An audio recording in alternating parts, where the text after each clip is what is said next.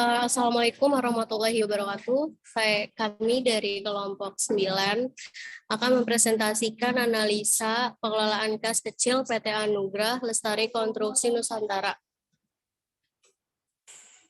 Pada kesempatan ini, penulis menyampaikan terima kasih kepada Bapak Muhammad Wahyudi MM, MKom, MPD, selaku Rektor Universitas Bina Sarana Informatika.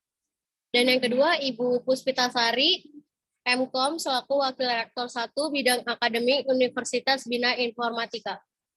Yang ketiga, Bapak Andi Martias SE, MCI, AK, QA, selaku dosen yang sudah meluangkan waktu, tenaga, dan pikiran untuk membantu penulis dalam menyelesaikan penelitian atau buku tersebut. Dan terima kasih juga pada rekan kami untuk menyelesaikan tugas presentasi kita. Next. Dan rekan kami yang pertama Eka Purwantiningsi dengan NIM 6319031,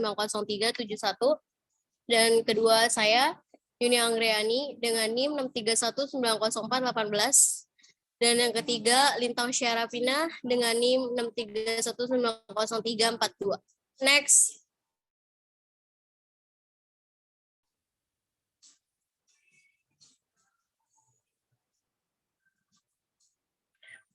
Table of content itu ada 4 bagian. Yang pertama pendahuluan dengan isi rumusan masalah, tujuan masalah, metode penelitian, dan ruang lingkup. Yang kedua ada landasan teori dengan isi umum, pengendalian dana kas kecil, isinya tentang umum, struktur organisasi, proses sistem berjalan, dan permasalahan dan pemecahan masalah. Dan yang terakhir penutup, saran, dan kesimpulan.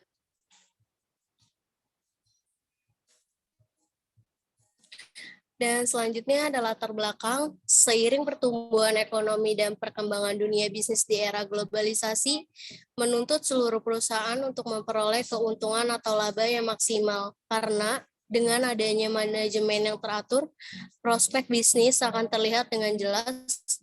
Artinya dengan adanya manajemen keuangan yang baik, perkembangan perusahaan juga bisa dideteksi dengan benar, termasuk dengan penggunaan kas kecil atau petty cash. Dan PT Anugrah Lestari Konstruksi Nusantara merupakan sebuah perusahaan yang bergerak di bidang konstruksi dan menggunakan sebuah software dalam melakukan transaksi kas kecil seperti biaya konsumsi rapat, biaya BBM karyawan, dan biaya ATK. Segala kekurangan maupun masalah yang ada dapat diidentifikasi melalui karakteristik sistem informasi akuntansi.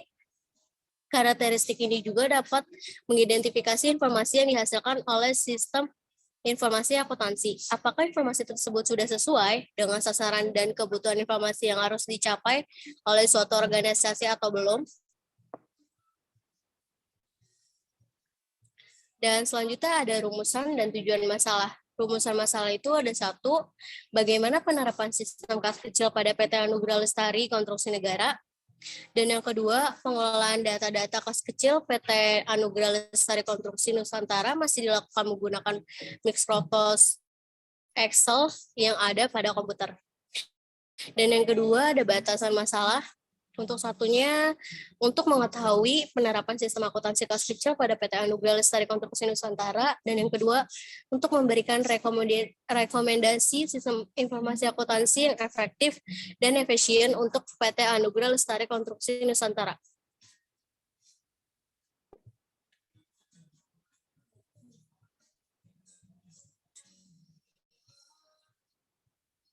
Dan metode penelitian itu terdiri dari 4. Yang pertama itu objek penelitian dengan isi bukti transaksi dan catatan akuntansi kas kecil. Dan yang kedua itu ada subjek penelitian, karyawan, PT Anugrah Lestari Konstruksi Nusantara.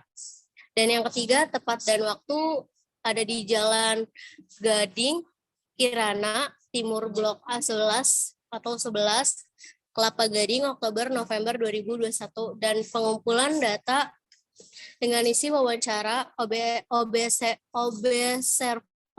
dan dokumentasi.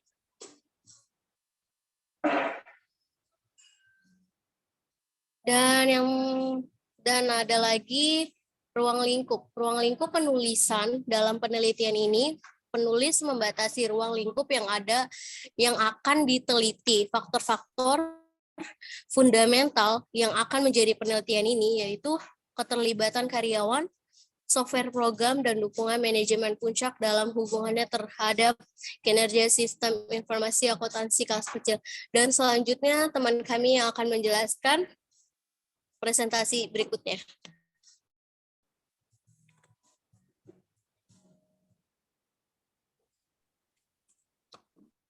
Selanjutnya ada sejarah perusahaan. Anugerah Lestari Konstruksi Nusantara atau yang sering disebut Alkonusa merupakan usaha penyedia jasa konstruksi bangunan yang berdiri pada tanggal 25 Maret 2009. Berdasarkan akte pendirian perusahaan dengan nomor akte 70 dengan SK Kehakiman AHU strip 31137 AH.01.01 dan dengan akta perubahan terakhir nomor 68 tanggal 14 Oktober 2016 dengan SK Kehakiman AHU strip 31137 AH.01.01 Selaras dengan program pembangunan pemerintah, PT Anugerah Lestari Konstruksi Nusantara ingin menciptakan suatu sinergi dengan setiap pelanggan untuk mewujudkan segala harapan dan keinginan pelanggan pada setiap kepercayaan yang diberikan kepada PT Anugerah Lestari Konstruksi Nusantara. PT Anugerah Lestari Konstruksi Nusantara juga ingin terus berusaha memberikan lebih dari sekedar apa yang disebut kepuasan pelanggan dengan membangun dan menciptakan suatu keterkaitan antara PT Anugerah Lestari Konstruksi Nusantara dengan pelanggan, supaya dapat mempersembahkan sebuah hasil karya yang terbaik. PT Anugerah Lestari Konstruksi Nusantara merupakan sebuah perusahaan nasional yang bergerak di bidang pedagang jasa konstruksi yang meliputi pembangunan gedung, perumahan, showroom, gudang, dan infrastruktur. Next.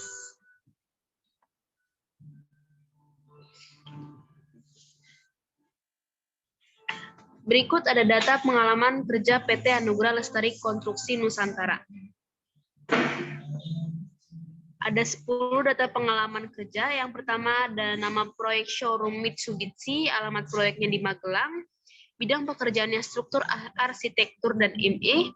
Nama pemiliknya Dedi Teja, tahun pelaksananya 2017. Yang kedua ada showroom Mitsubishi dengan alamatnya di Aceh.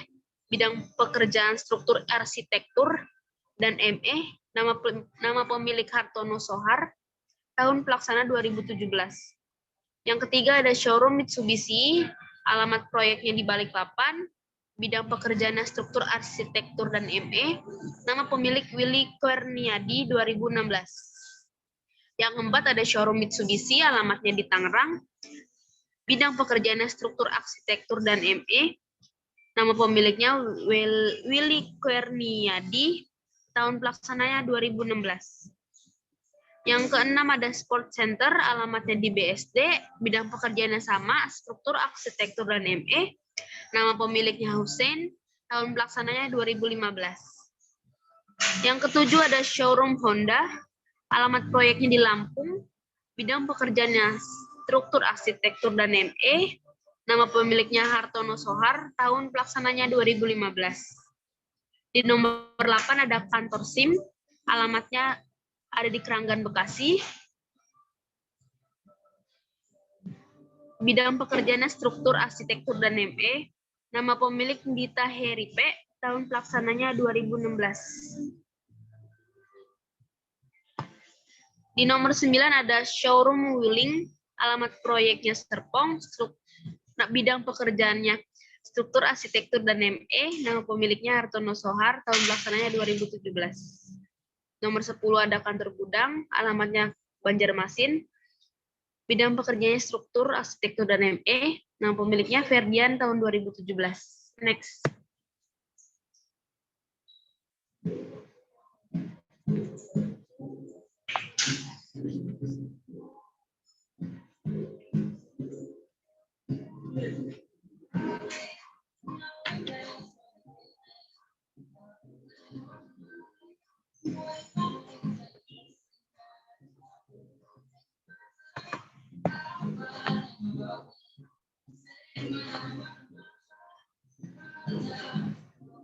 Deskripsi kas kecil. Setiap perusahaan dalam menjalankan usahanya selalu membutuhkan kas. Kas diperlukan baik untuk membiayai operasi perusahaan sehari-hari maupun untuk mengadakan investasi baru dalam aktiva tetap.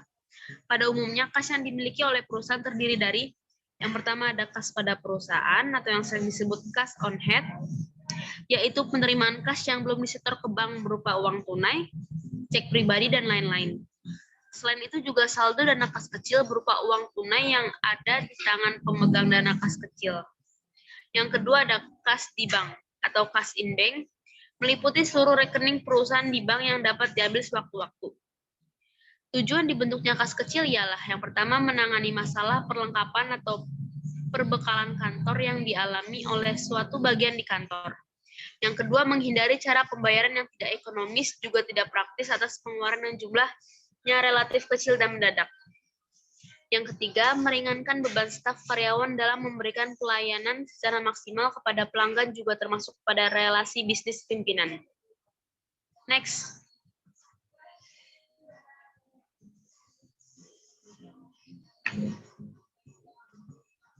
Metode sistem informasi kas kecil. Dibagi menjadi dua. Yang pertama ada impress system, yaitu sistem saldo tetap adalah metode pembukuan kas kecil di mana rekening kas kecil jumlahnya selalu tetap. Setiap pengeluaran kas terjadi, pemegang PT Cash tidak langsung mencatat di buku jurnal kas kecil, melainkan hanya sekedar mengumpulkan bukti transaksi pengeluarannya. Yang kedua ada fluctuating system atau sistem saldo berubah-ubah. Adalah suatu sistem pengisian dan pengendalian kas kecil di mana jumlah kas kecil akan selalu berubah-ubah sesuai dengan kebutuhan. Sistem ini menghendaki bahwa jumlah nominal kas kecil tidak ditetapkan tetapi disesuaikan.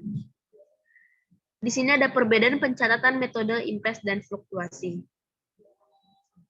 Yang pertama, pembentukan dana kas kecil di metode impress itu jurnalnya kas kecil pada kas, di fluktuasi pun juga sama, kas kecil pada kas.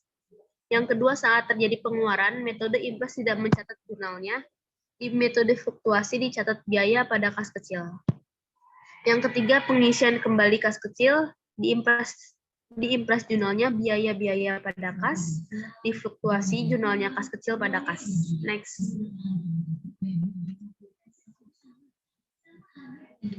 Ada struktur organisasi PT Alfonusa. Di bagian atas kita punya direktur, di bawah direktur ada manajer keuangan sendiri membawai kasir dan karyawan. Next.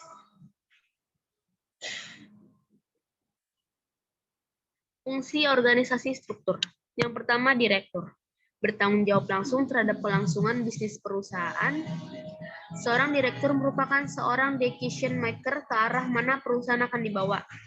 Yang kedua, manajer keuangan bertanggung jawab langsung kepada direktur utama mengenai kegiatan perusahaan. Yang kedua, bertanggung jawab mengenai jalannya keuangan dalam perusahaan. Next.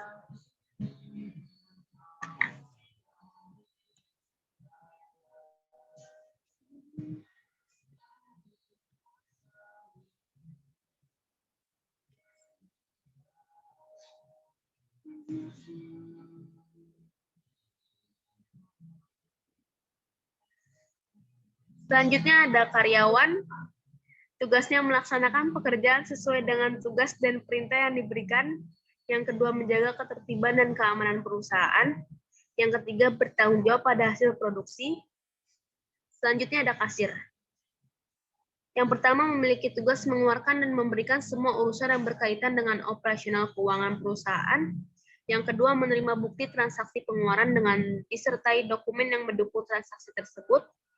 Yang ketiga, membagikan bukti kas keluar ke bagian utang dan menyerahkan cek ke bagian pemegang dana kas kecil. Untuk slide selanjutnya ada teman saya yang akan menjelaskan, yaitu Eka.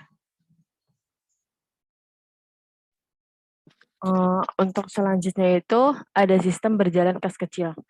Ada prosedur permintaan kas kecil. Setiap karyawan yang akan mengajukan permohonan kas kecil untuk operasional, karyawan harus membuat KBS atau yang disebut dengan kasban sementara. KBS tersebut diberikan persetujuan oleh bagian kasir. Setelah dilihat dari kebutuhan dan nominalnya, KBS yang sudah disetujui oleh bagian kasir dapat diproses pengeluaran kas dan disimpan ke dalam arsip KBS. Yang kedua itu ada prosedur pengeluaran kas kecil. Setelah mendapatkan ACC dari bagian kasir, kasir menyerahkan uang tunai kepada karyawan. Setelah memakai uang tunai tersebut dan menyerahkan kepada kasir, karyawan melampirkan kwitansi atau nota kepada bagian kasir dan kasir memberikan arsipan KBS atau bisa juga disebut dengan kasban sementara. Yang diajukan karyawan tersebut, KBS dikembalikan karena sudah merealisasikan dana.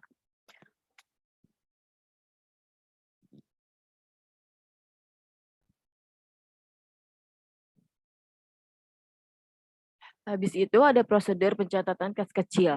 Bagian kasir mencatat kas kecil berdasarkan data yang ada di arsip kwitansi atau nota untuk membuat form BKK atau disebut dengan bukti kas keluar.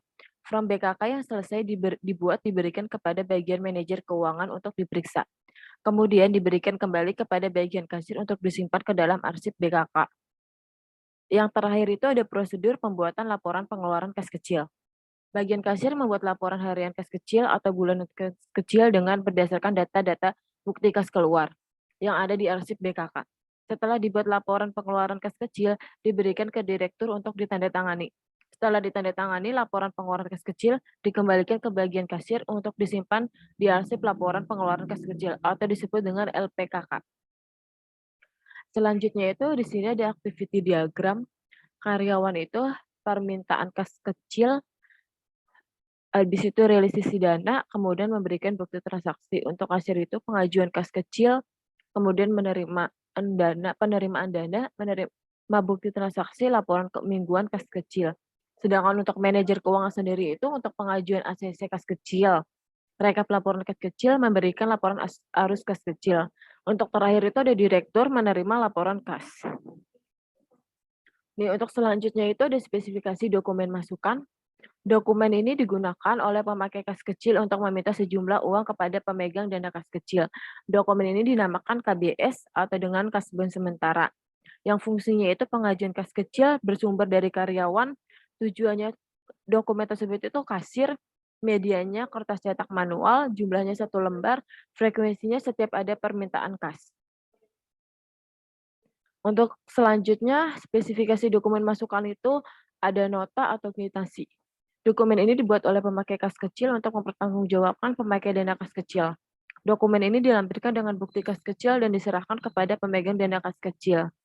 Fungsi dari nota itu sebagai bukti pembayaran, sumbernya dari karyawan, tujuannya bagian kasir. Dengan media kertas cetak manual, jumlah 1 lembar, frekuensi setiap pembayaran. Selanjutnya ada spesifikasi dokumen keluaran. Dokumen ini berfungsi sebagai perintah pengeluaran kas dari fungsi akuntansi kepada kas besar yang tercantum dalam dokumen tersebut. Dokumen ini diperlukan pada saat pengisian kembali dana kas kecil.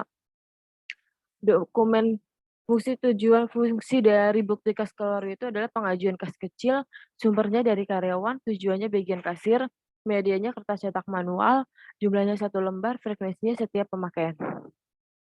Untuk yang terakhir itu ada spesifikasi dokumen keluaran, rekapitulasi kas kecil. Dokumen ini berfungsi pengajuan dana kas kecil terhadap direktur dan disertai dengan lampiran bukti kas keluar. Fungsinya untuk laporan kas kecil, sumbernya manajer keuangan, tujuannya direktur. Dengan media kertas cetak manual dan jumlah 1 lembar, frekuensi setiap pemakaian. Dengan bentuk, lihat lampiran A1. Dan di sini ada pokok dan pemecahan masalah. Pokok permasalahan dari hasil analisa, maka permasalahan yang dihadapi oleh penulis adalah sebagai berikut. Dalam penulisan masih menggunakan tulisan manual, sehingga terjadi kesalahan karena tulisan tidak jelas. Untuk yang kedua itu, ada sering terjadinya perbedaan dalam perhitungan untuk pembuatan laporan pengeluaran kas kecil. Dan untuk yang terakhir itu, ada data-data yang sudah didapat tidak segera direkap, tetapi ditumpuk terlebih dahulu, mengakibatkan banyak bukti-bukti pembayaran yang hilang atau rusak. Untuk pemecahan permasalahan itu, setelah mengamati dan meneliti dari beberapa permasalahan yang terjadi pada sistem yang berjalan, terdapat beberapa alternatif pemecahan dan permasalahan yang dihadapi. Antara lain, menggunakan sistem pengeluaran kas kecil yang terkomputerisasi dengan menggunakan program Accurate. Kemudian bisa juga dengan program ABI Pro atau program lainnya. perlunya ketelitian dalam melakukan perhitungan, tidak menunda proses perekapan dan menggunakan penyimpanan data berbentuk file sehingga data tidak hilang dan dapat membuat banyak memori.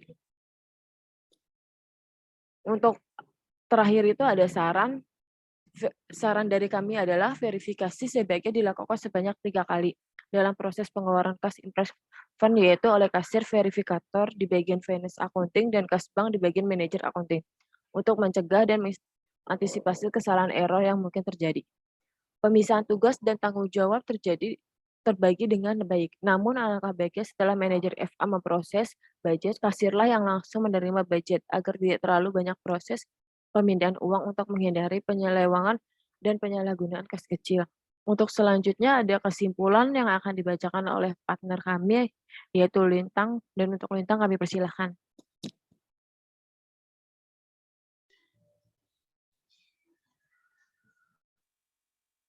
Oke, di terakhir ada kesimpulan. Jadi kesimpulan yang dapat kita ambil dari proyek kali ini, yaitu kas kecil adalah uang tunai yang disisihkan oleh perusahaan dengan jumlah tertentu yang berguna untuk membiayai pengeluaran operasional perusahaan. Alasan terbentuknya kas kecil oleh perusahaan adalah karena efektif, efisien, sebab apabila perusahaan akan membuat satu lembar cek dan digunakan untuk setiap pengeluaran biaya operasional perusahaan yang jumlahnya relatif kecil, maka akan banyak lembar cek yang akan digunakan. Hal ini yang seharusnya dihindari karena bisa menjadi pemborosan.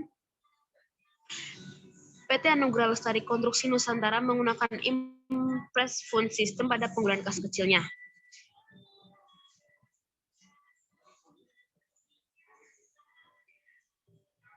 Sistem dana kas kecil Impress Fund pada PT Anugerah Lestari Konstruksi Nusantara sudah berjalan dengan baik dan sudah tersistem dengan peralatan atau teknologi yang digunakan. Peralatan atau teknologi yang digunakan dalam prosedur pengeluaran kas Impress Fund yaitu SAP atau System Application and Product in Data Processing, dan aplikasi pendamping lainnya seperti Microsoft Excel, Google Chrome atau Mozilla Firefox dan sistem wewenang dan prosedur pencatatan pengeluaran kas Impress Fund yang dilakukan oleh PT Anugerah Lestari Konstruksi sudah terotorisasi dengan baik, yaitu oleh manajer sebagai pimpinan unit kerja, kemudian disetujui oleh direktur utama. Sudah dilakukannya pemisahan tugas dan tanggung jawab fungsional yang jelas pada sistem pengendalian internal di PT Anugerah Lestari Konstruksi Nusantara. Hal ini akan meminimalkan berbagai risiko seperti kecurangan dan kerugian aset-aset pada perusahaan.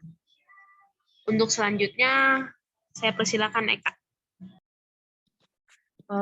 Terima kasih untuk Lintang untuk presentasi kali ini. Dari kelompok kami, kelompok 9, apabila ada salah ucap atau salah kata, mohon maaf yang sebesar-besarnya. Terima kasih untuk dosen yang sudah memberikan kami kesempatan untuk mempresentasikan analisa pengelolaan kas kecil kepada PT Anugerah Lestari Konstruksi Nusantara.